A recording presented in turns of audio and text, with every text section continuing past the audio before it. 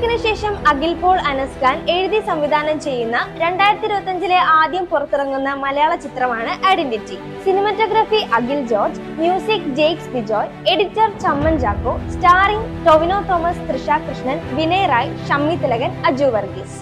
ആദ്യം തന്നെ ഫോറൻസിക് പോലെ വരുമോ എന്ന് ചോദിച്ചാൽ യെസ്, ദേ ട്രൈ.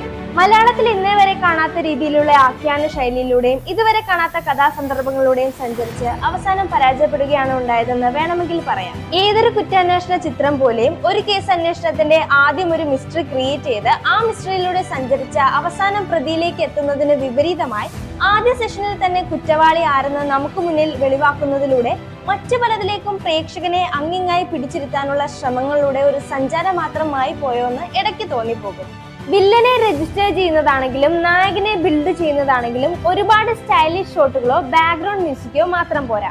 ആ കഥാപശ്ചാത്തലം, അതിലേക്കുള്ള പ്ലേസ്മെന്റ് എന്നിവ കൂടെ അഭിവാജ്യ ഘടകമാണെന്നിരിക്കെ അതെല്ലാം ഫോഴ്സ്ഫുള്ളി ചെയ്യുമ്പോൾ ഉണ്ടാവുന്ന ചില പോരായ്മകൾ ഒഴിച്ചാൽ ഐഡന്റിറ്റി ഒരു വാച്ചബിൾ അനുഭവം തന്നെ നൽകുന്നുണ്ട്. ടൊവിനോ തോമസ് തന്റെ നായക കഥാപാത്രം തന്മയത്തോടെ സ്വതസിദ്ധമായ ശൈലിയിൽ അവതരിപ്പിച്ചെങ്കിലും കൂടുതലൊന്നും ചെയ്യാനില്ല എന്ന പോലെ തോന്നി.